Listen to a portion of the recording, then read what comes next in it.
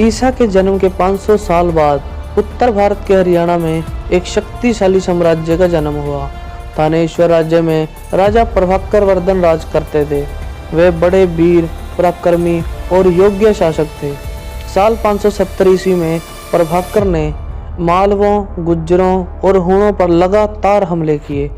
इन हमलों में राजा को अकूत सम्मान और विजय मिली, किंतु राज्य की उत्तर पश्चिमी सीमा पर कभी कभी हूणों के छोटे छोटे उपद्रव होते रहते थे। पर राजा प्रभाकर वर्धन अपने समय के महान योद्धा सिद्ध हुए।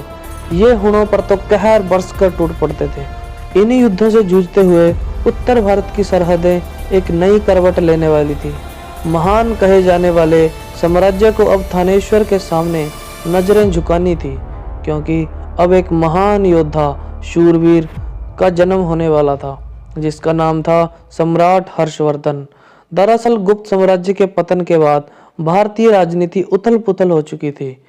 चीन के जंगलों की तरफ से आई विदेशी सेनाओं ने अपनी तलवारों के बल पर भारत की भूमि पर अधिकार जमाने की फिराक में थी। इस समय भारत की सरहदों की रखवाली करने वाला कोई वीर नहीं था, और यही समय था जब राजा प्रभाकर वर्धन की पत्नी यशोमती ने 590 ईस्वी में एक बेटे को जन्म दिया। यही आगे चलकर एक बहुत शक्तिशाली सम्राट हर्षवर्धन कहलाया। सम्राट हर्षवर्धन अपने खेलने कूदने की उम्र में ही राजा बन चुके थे। इस समय उन्होंने एक विशाल सेना को परास्त करके अपने भाई की हत्या का बदला लिया था। सम्राट हर्ष ने पंजाब को छोड़कर पूरे उत्तर भारत पर कब्जा कर लिया था। हर्ष को सबसे बड़ी टक्कर दक्षिण भारत के महान योद्धा सम्राट पुलकेशिन द्वितीय ने दी थी। तो चलिए शुरू करते हैं हर्षवर्धन के जीवन की कहानी।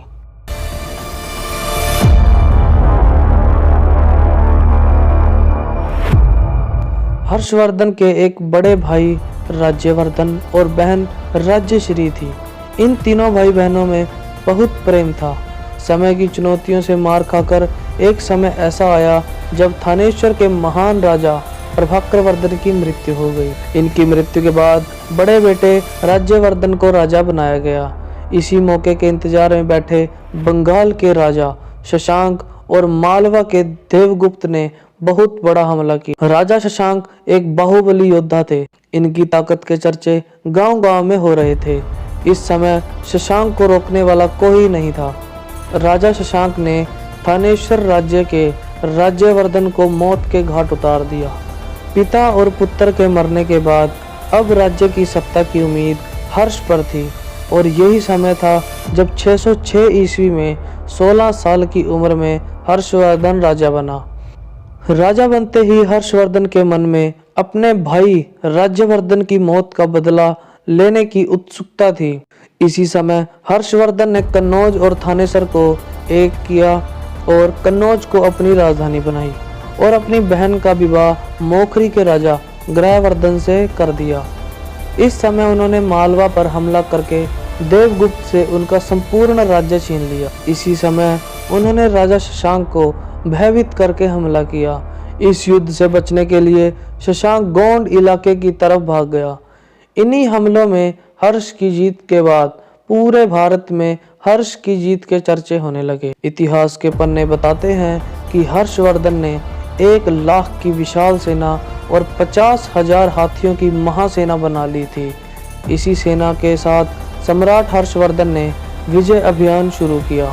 उन्होंने बल्लवी, मगध, कश्मीर, गुजरात और सिंध पर ताबड़तोड़ हमले किए। सम्राट हर्षवर्धन पूरे उत्तर भारत पर अपना दबदबा कायम कर चुके थे। हर्ष के कुशल शासन से भारत तरक्की की ऊंचाइयों को छू रहा था।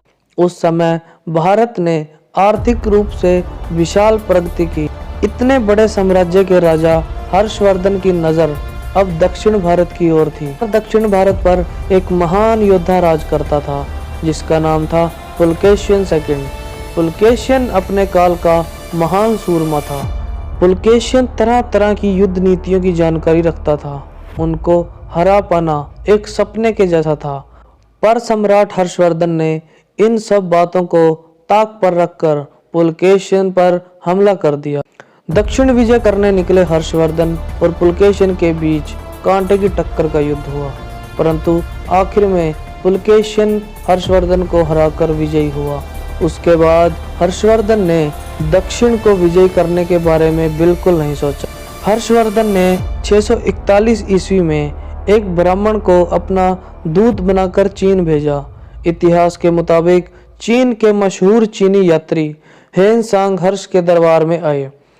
647 ईस्वी में हर्षवर्धन की मृत्यु हो गई। हर्षवर्धन की पत्नी दुर्गावती से उनके 2 पुत्र भाग्यवर्धन और कल्याणवर्धन थे।